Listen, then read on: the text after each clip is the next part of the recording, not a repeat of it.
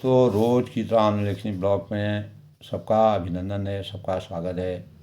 सबके जीवन की प्रेरणा स्रोत के रूप में सबके जीवन में प्रेरणा की अभिव्यक्ति का संचार हो। तो आज के प्रेरणादायक विषय में दोस्तों, चैतन्य महाप्रभु ने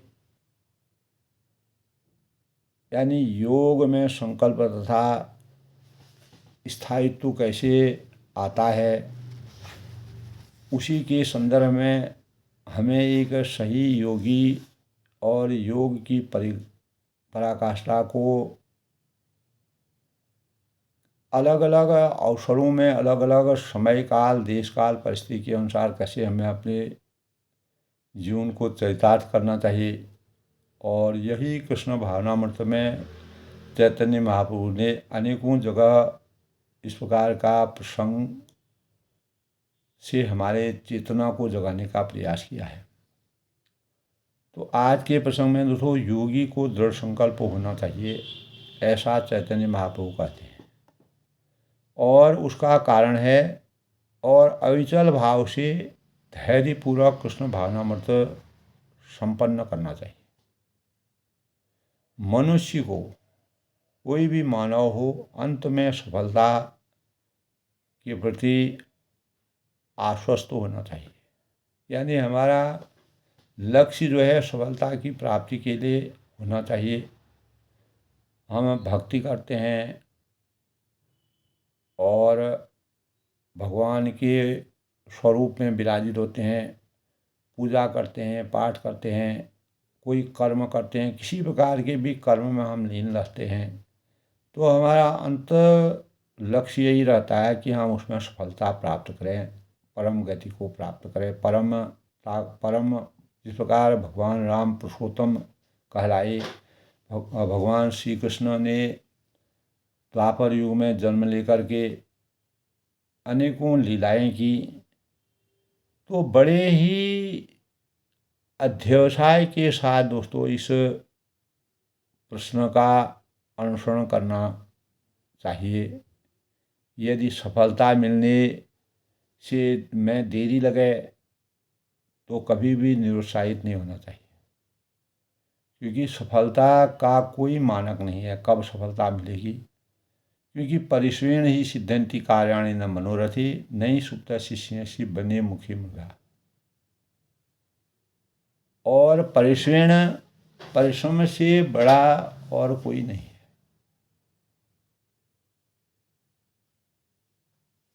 परिश्रेण ही सिद्धंति कार्याणि न मनोरथी। तो दृढ़ और अभ्यासकर्ता की सफलता सुनिश्चित तभी होती है जब हम अपने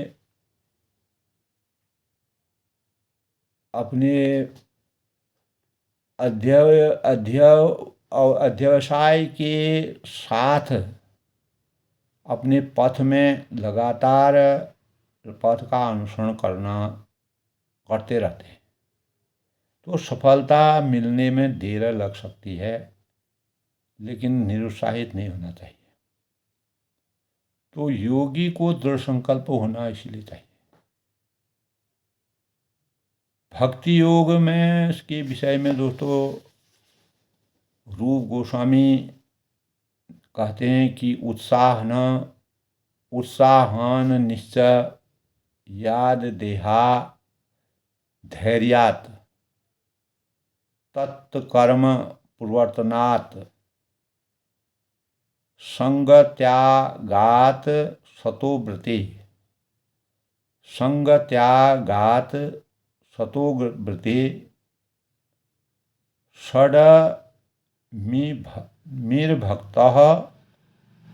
प्रसिद्ध्यति। यानी पूरे उत्साह, संपूर्ण उत्साह, धैर्य, उत्साहन निश्चयान धैर्यात्, धैर्य तथा निश्चय द्वारा, बहुत गूढ़ बातें हैं दोस्तों, भक्तों की संगति में नियत कार्य करते हुए तथा अच्छे कार्यों में पूरी तरह लग करके मन वचन और कर्म से लग करके भक्ति योग को सफलतापूर्वक संपन्न किया जा सकता है।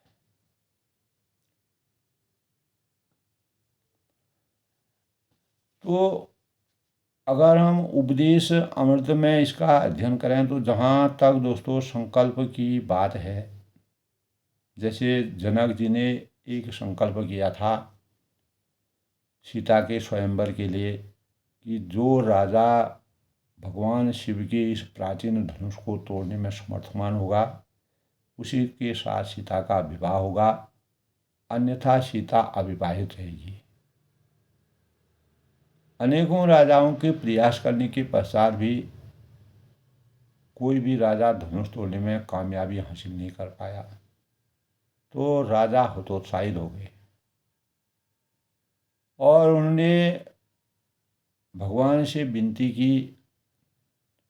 दृढ़ संकल्प जो उन्होंने लिया था, उस दृढ़ संकल्प यानी उनका जब दृढ़ संकल्प की पराकाष्ठा पूर्ण नहीं हुई तब उन्होंने भगवान से याचना की कि यह क्या हो गया।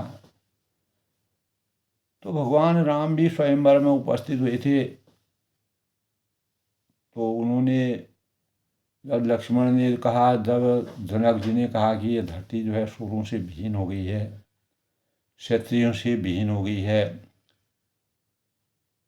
तो लक्ष्मण जी को क्रोध आया। उन्होंने रामचंद्र से आज्ञा मांगी कि अगर आप कहें तो मैं अभी इस धरती के खंड खंड कर देता हूँ। राजा जनक ने हमको इस प्रकार की बातें सुनाई हैं। तब रामचंद्र जी धैर्यशाली थे, उन्होंने धैर्य धारण करते हुए लक्ष्मण जी को अपने इशारों से उनको उनके क्रोध को या जो गुस्सा उनको था उस क्रोध की ज्वाला को कम कर दिया और भगवान राम ने मान मर्यादा के अनुसार विश्वामित्र के साथ वह स्वयंवर में विराजे थे। उन्हें उनका आशीर्वाद प्राप्त किया। जब कोई राजा इस धनुष को नहीं तोड़ पाया तो जनक जी का क्रोध आना भी स्वाभाविक था। तो विश्वामित्र जी ने रामचंद्र जी को आज्ञा दी। उनको इतना दृढ़ संकल्प था कि अवश्य राम इस धनुष को तोड़ डालेंगे।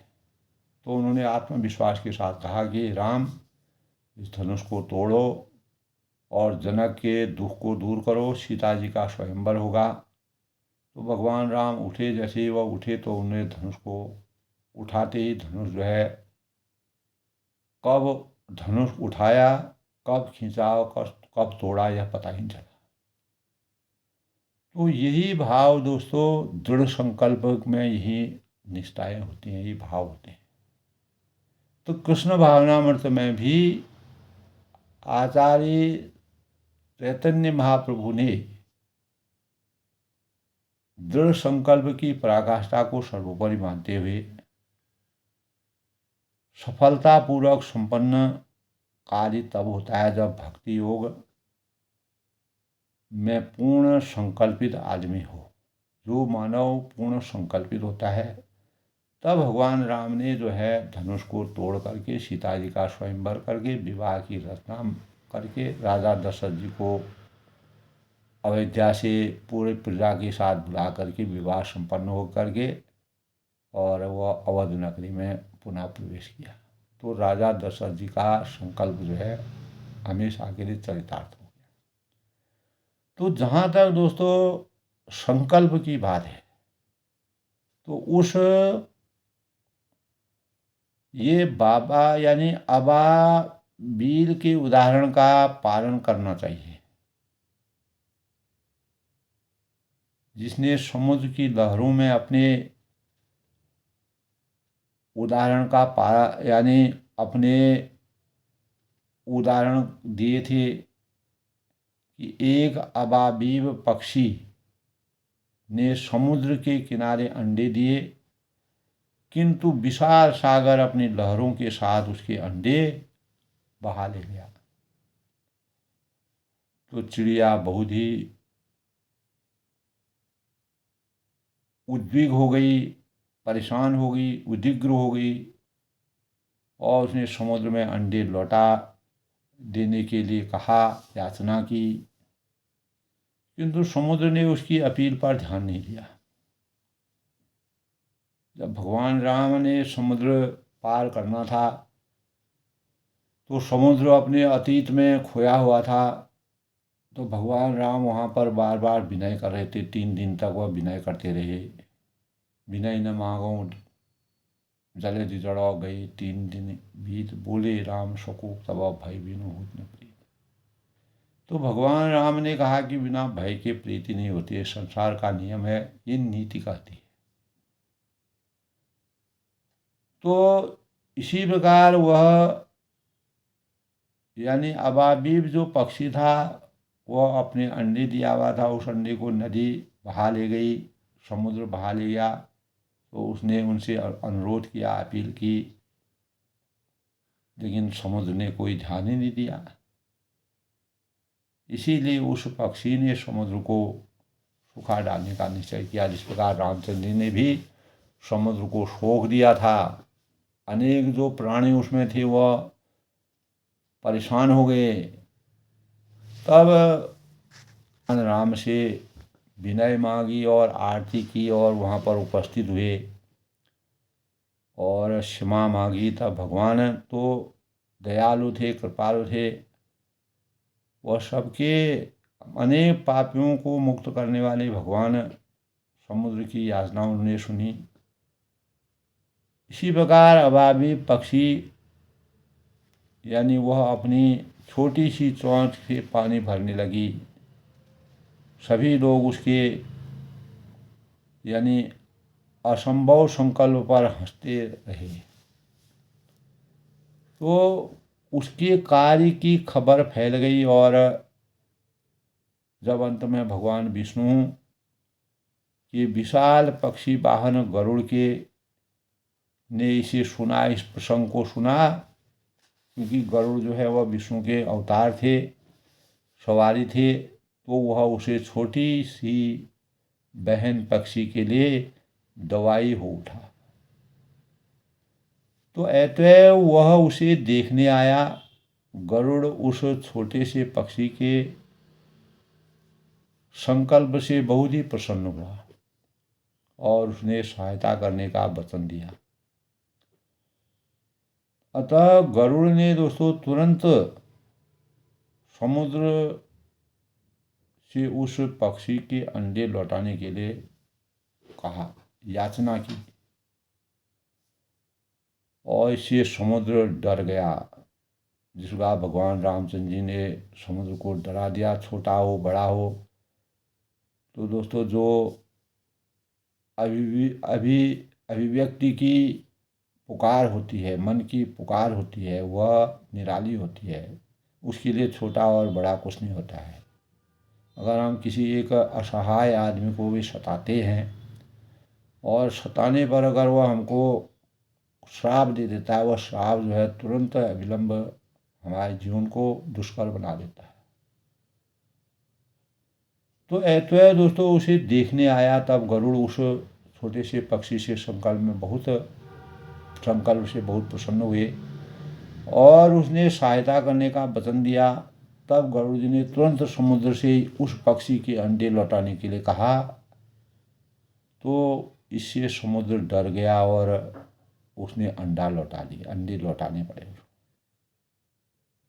तो इस तरह दोस्तों गरुड़ की कृपा से वह अबाबील जो पक्षी था वह सुखी हो गया, क्योंकि उसको अपने प्रेम से पले हुए जो अंडे थे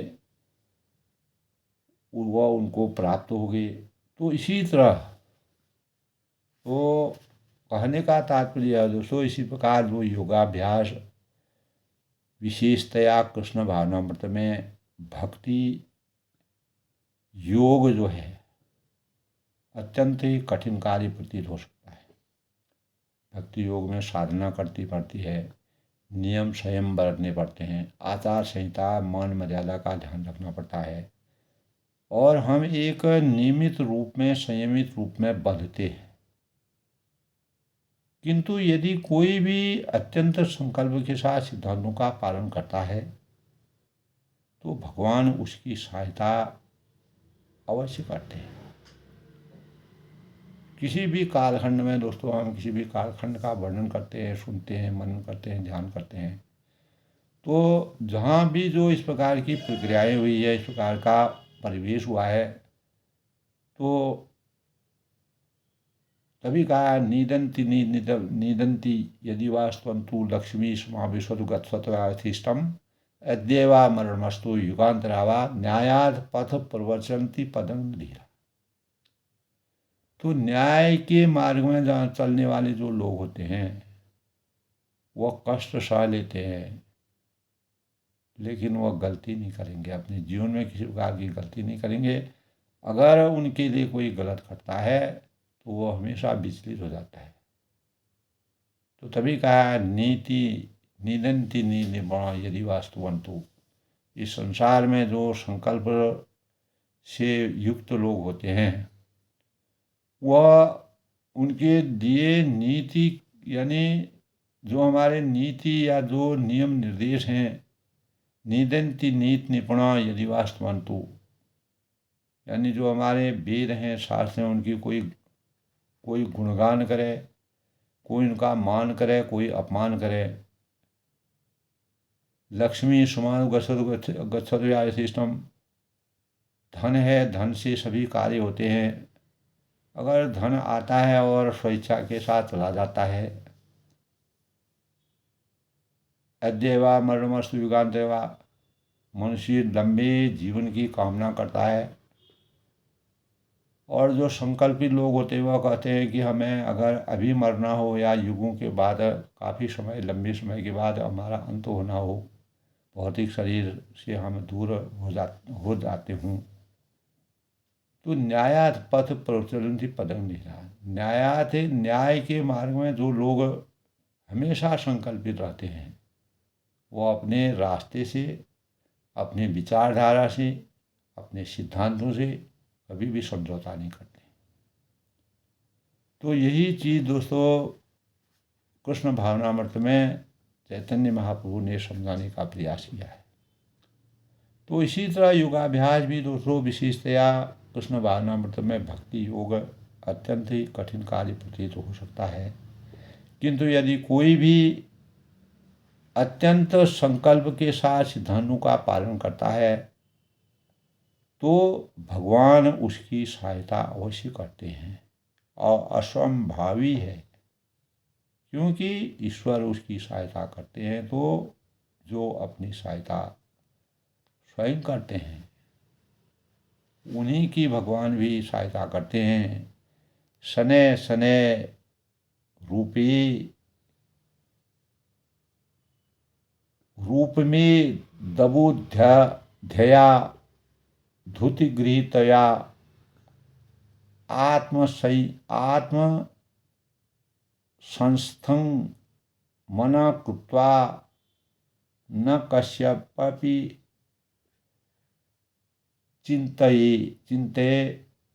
चिंतयेत। शनै शनै रूपम ऐद बुद्ध्वा धृतिगृहीतया, यानी धीरे धीरे क्रमशः पूर्ण विश्वास पूर्वक बुद्धि के द्वारा समाधि में स्थित होना चाहिए और इस प्रकार मन को आत्मा में ही स्थित करना चाहिए तथा अन्य कुछ भी नहीं सोचना चाहिए। यानी हमको जो लक्ष्य हमने बनाया है उसी के अनुसार हमको दृढ़ संकल्पित रहना चाहिए। भगवद गीता में दोस्तों यही बातें हमारे जीवन के लिए चरितार्थ हैं। हम आत्मा हैं और कृष्ण भी आत्मा हैं। जब सूर्य प्रकार होता है तो हम सूर्य यानी तथा उसके अपने आप को देख सकते हैं, किंतु जब गहन अंधकार होता है तो हम कभी कभी अपना शरीर भी नहीं देख सकते हैं। किंतु जब सूर्य प्रकाश होता है तो मैं अपने आप को, तब कहते हैं भगवान की, यानी हम अपने आप को तथा सूर्य को भी देख सकते हैं। भगवानों की ये वो अंतर्यामी हैं। वो अंधकार हो या प्रकाश हो, चारों तरफ उनकी दिव्य दृष्टि बनी रहती है। इसी तरह आत्मा को देखने का अर्थ है सर्वप्रथम आत्मा परमात्मा कृष्ण को देखना। कृष्ण भावनामृत में यही कहा गया है दोस्तों। तो कठ उपनिषद में कहा गया है कि दोस्तों कि नित्यो नित्यानाम चतेन शीत नानाम, परमात्मा समस्त नित्यों में प्रधान नित्य है और वे सारे जीवों में प्रमुख जीव है। और कृष्ण भावनामृत का अर्थ है कि मन को कृष्ण पर स्थिर करना, और जब वह इस तरह स्थिर हो जाता है तो वह परम पूर्ण या में स्थिर होता है। यदि जैसे आमाशय की परवाह की जाए और पौष्टिक भोजन प्रदान किया जाए तो शरीर के सारे अंग पोषित होते हैं। हमारा शरीर में जो आमाशय होता है और उसका स्वास्थ्य अच्छा रहता है अगर हम विधिवत ढंग से उसका निरूपण करेंगे। इसी प्रकार यदि हम किसी वृक्ष की जड़ को सींचें, अच्छी प्रकार उसको खाद डालें, पानी डालें, गुड़ाई करें, निराई करें, तो सारी शाखाएं, पत्तियां, फूल और टहनियाँ, फल स्वतः ही पोषण उनको मिल जाता है। कृष्ण की सेवा करके हम अन्य सबों को सर्वोत्तम सेवा प्रदान कर सकते हैं। तो हमारे अंतःकरण में एक आस्था उजागर हो जाती है। हम जब भगवान के में समर्पित हो जाते हैं तो दोस्तों कृष्ण भावना भावित जो व्यक्ति व्यर्थ नहीं बैठा रहता है। वह जानता है कृष्ण भावनामृत ऐसा महत्वपूर्ण दर्शन है जिसका वितरण किया जाना चाहिए, जिनको फैलाना चाहिए। उनके जिस प्रकार सरस्वती भंडार की है ये अपूर्व बात, ज्यों ज्यों खर्चे त्यों बढ़े, बिन खर्चे घट जाए। तो जैसे ही कृष्ण भगवान की पराकाष्ठा, उनके जो लीलाएँ हैं, उनका हम जितना एक दूसरे के साथ संवाद करेंगे, एक दूसरे का फैलाएंगे, वह सरस्वती की तरह फैलता जाएगा और हमारा ज्ञान बढ़ता जाएगा। हम सच्चे योगी बनने में समर्थ हो जाएंगे। इसीलिए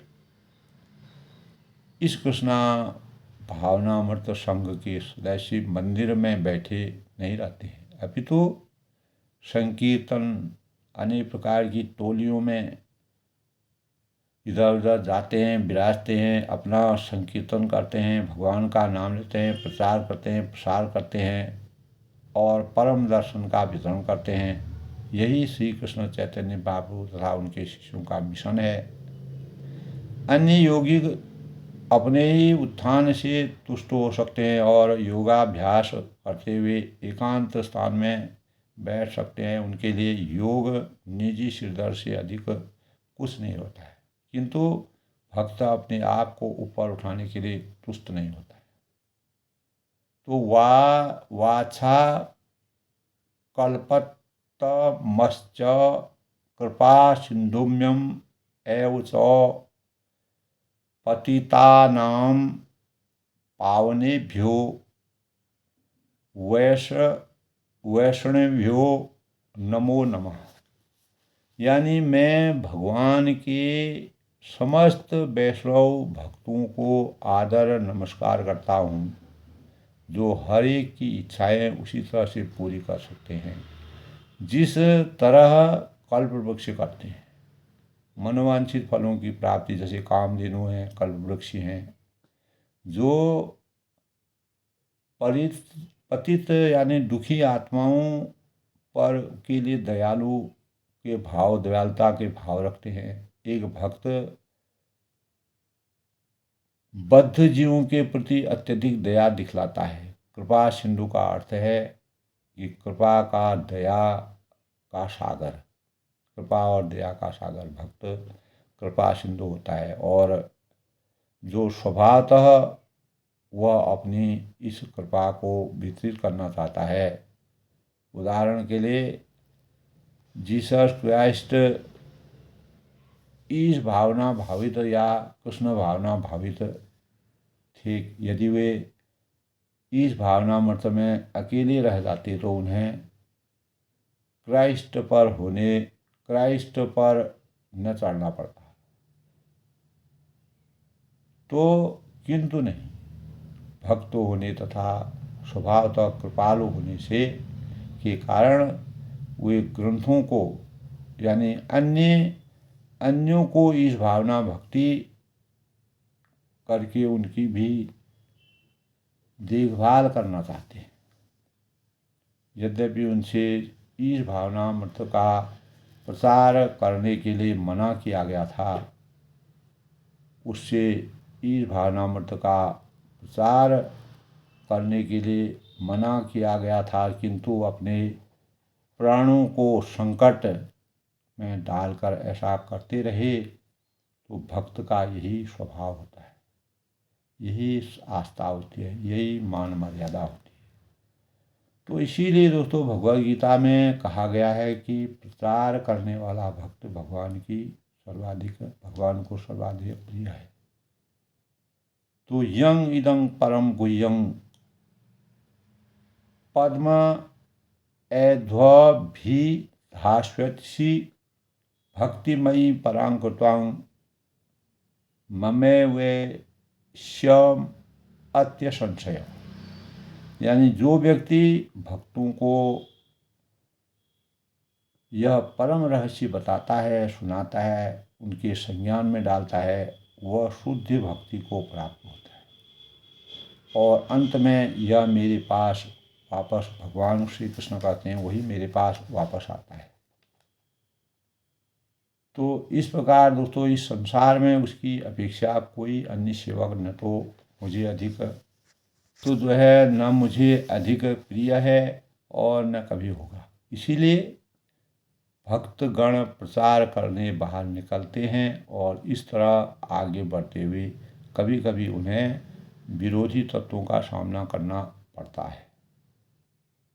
तो कभी कभी वे पराजित होते हैं, कभी निराश होते हैं, कभी विश्वास दिलाने में सक्षम और कभी अक्षम हो जाते हैं।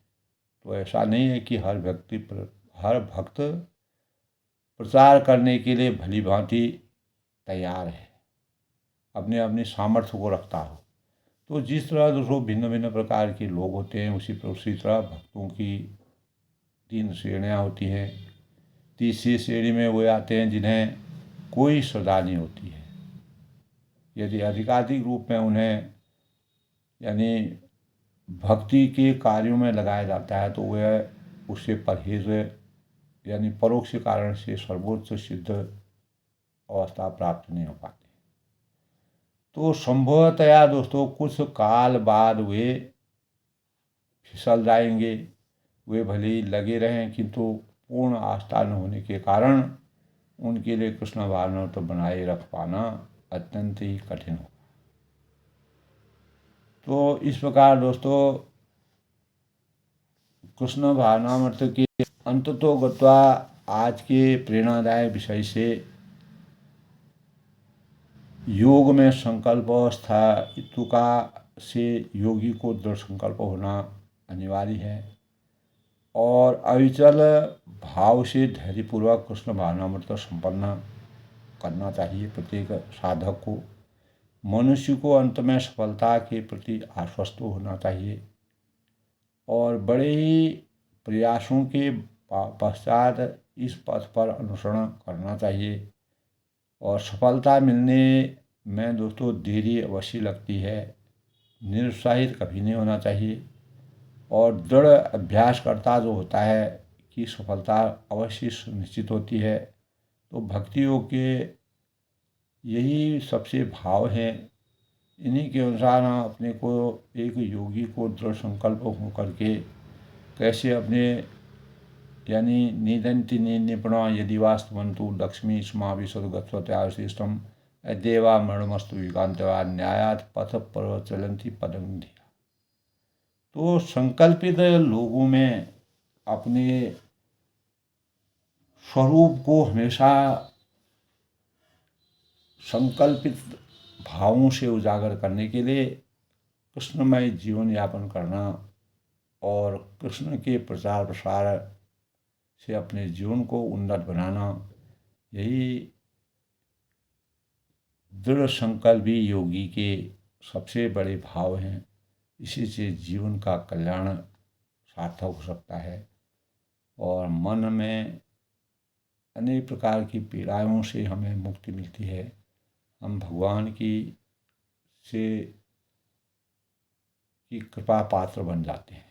तो सब लोग सुखी रहें। आज के प्रेरणादायी विषय में मैं सबका अभिनंदन करता हूँ, सबका सादर नमन करता हूँ। अधिक से अधिक लोग इसका अध्ययन करें, मनन करें और अपने मेरे मनोबल को बढ़ाने का प्रयास करें।